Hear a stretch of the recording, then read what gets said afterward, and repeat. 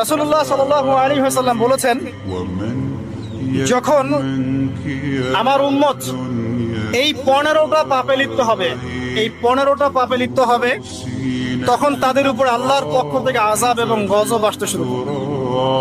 হাদিস আসলে অনেক আছে, কিন্তু সবগুলো বলার সময় থাকবে না। আমি মূল কয়েকটা বলছি, এগুলোর মধ্যে সব পড়ে যাবে ইনশাআল্লাহ। যখন আমার উম্মত এই 15টা কাজ করবে, তখন তাদের উপরে আল্লাহর পক্ষ থেকে আযাব এবং গজব অবধারিত আসবে। এক নাম্বার পাপ যখন এই উম্মতের মানুষ করবে, যখন তারা গনিমতের মালকে ব্যক্তিগত সম্পদ মনে করবে। গনিমতের মাল বোঝেন? রাষ্ট্রীয় সম্পদ, পাবলিক প্রপার্টি। এটাকে যখন মানুষ ব্যক্তিগত সম্পদ মনে করে ব্যবহার করা শুরু, এটা কি মিল পাওয়া যায়? আচ্ছা। 2 নাম্বার, যখন কারো কাছে আমানত রাখা হবে, আমানত, এবং সে এটাকে ব্যক্তিগত সম্পদ মনে করবে। বুঝতে পারছেন? আমানত রেখেছে, এটা খেয়ানত না করাটাই কর্তব্য, কিন্তু এটাকে যখন ব্যক্তিগত সম্পদের মতো মানুষ ইউজ করবে, শেষ করে ফেলবে, নষ্ট করে ফেলবে, তখন আল্লাহর আযাব আসবে। 3, যখন মানুষ যাকাত আদায় করাটাকে জরিমানা মনে করবে, যাকাত দিতে চাইবে না, যাকাতটাকে জরিমানা মনে করবে।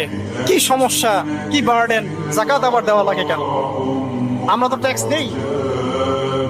যাকাতকে মানুষ জরিমানা মনে করবে। একটু চিন্তা করে দেখবেন যে বাংলাদেশে কত % মুসলিম নামাজ পড়ে আর কত % মুসলিম যাকাত দেয়। শুধু যাকাতের টাকাগুলো যদি আমরা একত্রিত করতে পারতাম, বড় বড় মেগা প্রজেক্ট করা সম্ভব ছিল। অনেক বড় বড় প্রজেক্ট করা সম্ভব ছিল অনলি যাকাতের টাকা দিয়ে। আর যাকাতের টাকা 1 বছরে শেষ হয়ে যায়, পরের বছর আবার ঘুরে আসবে। ঠিক আছে, ইসলামিক ইকোনমিক্সের বেসই হলো যাকাত। এটা নিয়ে আমরা ইনশাআল্লাহ আরেকদিন কথা বলবো। 4 নাম্বার, যখন স্বামী, সমাজের স্বামী যারা আছে, এরা স্ত্রীদের আঁচল ধরে থাকবে। বুঝতে পারছেন? স্বামী স্ত্রীর আঁচল ধরে থাকবে, মানে স্ত্রীর অনুগত, স্ত্রী যা বলবে তাই। আচ্ছা, গায়রত নাই, মানে স্বামী পুরুষত্বের গায়রত নাই। 5 নাম্বার, যখন সন্তান মায়ের অবাধ্য হয়ে স্ত্রীর খেদমত করা শুরু, যখন সন্তান মাকে দেখবে না, স্ত্রীকে দেখবে। পাচ্ছেন মিল সমাজে? আচ্ছা। 6 নাম্বার, যখন বাবার পরিবর্তে, পিতা বাবার পরিবর্তে মানুষ বন্ধুদেরকে সম্মান করা শুরু, বাবাকে সম্মান করবে না, ফ্রেন্ড সার্কেলকে সম্মান। সুবহানাল্লাহ। এরপরে আসেন 7, যখন, আমার কথা রাগ করেন না, এটা হাদিসে আছে, যখন সমাজের নিকৃষ্ট মানুষদেরকে নেতৃত্ব দেওয়া হবে। এটা হাদিসে আছে, সমাজের নিকৃষ্ট মানুষকে যখন নেতৃত্বের আসনে বসাবে মানুষ, তখন সমাজে আল্লাহর গজব আসবে। হাদিস তিরমিজি 2211 নম্বর। এরপরে 8, নবী সাল্লাল্লাহু আলাইহি ওয়াসাল্লাম বলছেন, যখন কোনো ব্যক্তিকে সম্মান করা হবে তার টর্চার থেকে বাঁচার জন্য।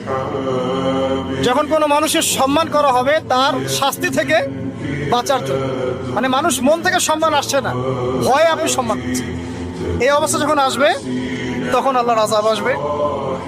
তারপরে 9, যখন মসজিদের মধ্যে, দেখবেন অনেক মসজিদ আছে বাংলাদেশে, মসজিদের মধ্যে হট্টগোল বেড়ে যাবে, মসজিদের মধ্যে হট্টগোল বেড়ে যাবে, আর মসজিদগুলো হবে চাকচিক্যময়, হেদায়েত উঠে যাবে। মসজিদ হবে চকচকা, তাজমহলের মতো এক একটা, কিন্তু হেদায়েত উঠে যাবে, মসজিদে হট্টগোল বেড়ে যাবে। 11, যখন পুরুষেরা রেশমি কাপড় পরবে, পুরুষেরা সিল্কের রেশমি কাপড় পরবে। পুরুষের জন্য স্বর্ণ আর রেশমি কাপড় পরা হারাম। এখন পুরুষের অনেকে স্বর্ণ পরে, রেশমি কাপড় পরে, এটা মহিলাদের জন্য জায়েজ। এরপরে 12, যখন প্রকাশ্যে মদ্যপান করা, মদ্যপানের মধ্যে ভাই সিগারেটও পড়ে, আপনার গাঁজা, ইয়াবা সবই পড়ে। যারা প্রশাসনে আছে, আমাদের এখানে অনেক ভাই প্রশাসনে আছে, তারা জানে যে মাদকদ্রব্য নিয়ন্ত্রণ করতে তাদেরকে কত হ্যাসেল করতে হবে। আর এমন এমন কেস আসে যে মানুষ আপনি কল্পনা করতে পারবেন। আমি একবার বলেছিলাম যে এমন একটা যুগে আমরা বাস করছি যে এমন পাপ মানুষ করছে এখন, যা না কোনো চোখ দেখেছে, না কোনো কান শুনেছে, না কোনো মন কল্পনা করেছে, এমন পাপ। যখন প্রকাশ্যে মদ্যপান করা হবে, এবং লাস্টের দুইটা হচ্ছে 13, যখন বাদ্যযন্ত্রের সংখ্যা বেড়ে যাবে, বাদ্যযন্ত্রের চর্চা বেড়ে যাবে, এবং সর্বশেষ যখন গায়িকাদেরকে সম্মান করা হবে, এবং উম্মতের শেষের দিকের লোকেরা, মানে আমরা উম্মতের প্রথম দিকের লোকদেরকে গালিগালাজ করব। বুঝতে পারলেন? যখন মাদকদ্রব্য প্রকাশ্যে পান করা হবে, যখন আপনার রেশমি কাপড় পুরুষেরা পরবে, যখন বাদ্যযন্ত্র তৈরি করা হবে, চর্চা করা হবে, এবং গায়িকাদেরকে সম্মান করা হবে, এবং যখন এই উম্মতের শেষের মানুষেরা উম্মতের প্রথম দিকের মানুষদেরকে গালিগালাজ করবে। সাহাবীরা কি জানতো? আয়েশা রাদিয়াল্লাহু আনহা চরিত্র অমুক ছিল, এই ছিল, সেই ছিল, ইত্যাদি। নাউযুবিল্লাহ।